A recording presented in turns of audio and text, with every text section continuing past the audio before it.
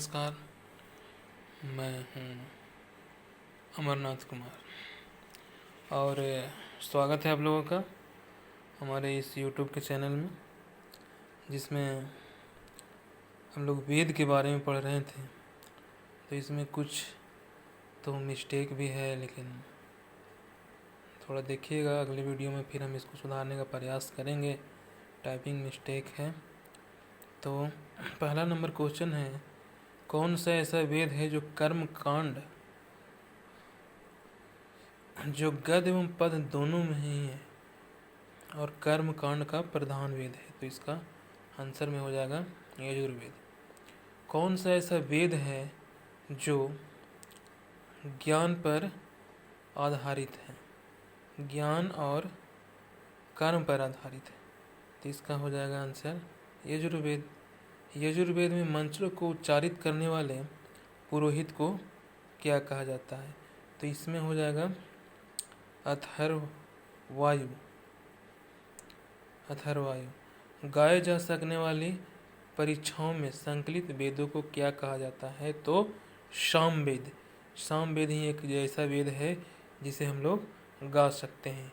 सामवेद मरी में ऋचाओं की संख्या कितनी है? इसे मरीजों की संख्या लिख दिया है, इसको देखिएगा। इसको सामवेद में ऋचाओं की संख्या कितनी है? तो इसमें हो जाएगा 1549 ऋचाएँ हैं। इसके बाद है सामवेद में किस देवता का उल्लेख किया गया है? तो सामवेद में जो है मुख्य रूप से सूर्य देवता का उल्लेख किया गया है। सामवेद में वर्णित पुरोहित या उसके उच्चारित करने वाले पुरुष को क्या कहा जाता है? तो उद्गात्र कहा जाता है। उद्गात्र, किसने गात्री कर दिया है, इसको हम लोग अगले वीडियो में जो है इसको सुधार करके टाइप कर बनाएंगे। इसके बाद फिर देखिए अगला नंबर क्वेश्चन है, भारतीय संगीत का जनक किस वेद को कहा जाता है? तो भारतीय संगीत का जो जनक है उसे हम लोग सामवेद को कहते हैं। अथर्ववेद के रचनाकार कौन है? तो अथर्ववेद की जो रचनाकार है वो अंगिरस ऋषि को कहा जाता है। अंगिरस ऋषि जो है अथर्ववेद की रचना किए थे। इसके बाद 9वां नंबर क्वेश्चन जो है, अथर्ववेद को और दो किन नामों से जाना जाता है? तो अथर्ववेद को जो है और दो नामों से जाना जाता है, जिसे हम लोग अथर्वार्गिस वेद और भीषण वेद भी कहा जाता है। अथर्वार्गिस वेद था, तो इसमें टाइपिंग बहुत सारे मिस्टेक करता है। फिर देखिए अगला नंबर है, अथर्ववेद में सूक्तों की संख्या कितनी है? अथर्ववेद में अध्ययन की संख्या कितनी? इसमें तो सूक्तों की संख्या है, अथर्ववेद में सूक्तों की संख्या, शब्दों की संख्या कर दिया है। अथर्ववेद में सूक्तों की संख्या कितनी है? तो इसमें हो जाएगा 731। और इसके बाद है अथर्ववेद में अध्ययन की संख्या कितनी है? तो इसमें जो अथर्ववेद में अध्ययन की संख्या है 20। इसके बाद अगला नंबर क्वेश्चन है यजुर्वेद में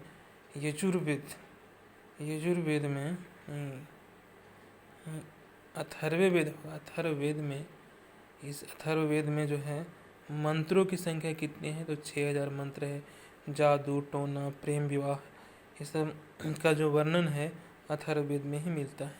इसके बाद अगला नंबर क्वेश्चन है, अथर्ववेद के दो पुत्रों के नाम बताए। तो सभा एवं समिति के गुरु के राजा कौन थे? इसका वर्णन किस वेद में मिलता है?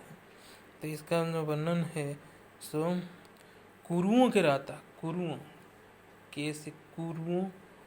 के राजा कौन थे? तो इसमें है अथर्ववेद में कुरुओं के राजा है। आर्यन समन्वय की चर्चा किस वेद में मिलती है? तो अथर्ववेद में मिलती है। 16 नंबर क्वेश्चन है, वेदों में सबसे प्राचीन वेद कौन सा है? तो ऋग्वेद है, और सबसे बाद का वेद जो है सो यही अथर्ववेद को सबसे बाद का वेद हम लोग कहेंगे। फिर है अगला नंबर क्वेश्चन जो है से वेदांग की रचना नहीं है इसमें। अगला नंबर जो क्वेश्चन है वो है वेदांगों की रचना कितने भागों में की गई है?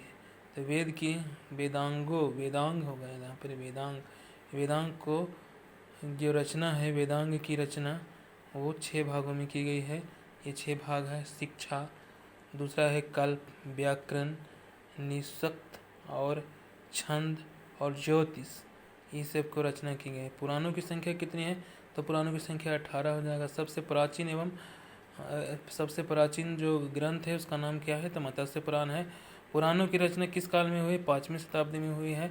और इसके बाद जो है पुराणों के रचयिता कौन है? तो महर्षि लौग और उनके पुत्र थे, उनका नाम था उग्र सर्वा दोनों ने मिलकर इसका रचना किए थे। पुराणों में राजाओं की वंशावली जो मिलती है वो है विष्णु पुराण है, मत्स्य पुराण है, वायु पुराण है और भागवत पुराण है। आरण्यक में रहस्य एवं दार्शनिक का अर्थ क्या होता है? इसमें इसका अर्थ होता है अनेक में, इसमें उपनिषद का सामान्य अर्थ क्या होता है? तो उपनिषद का सामान्य अर्थ होता है पास बैठना यानी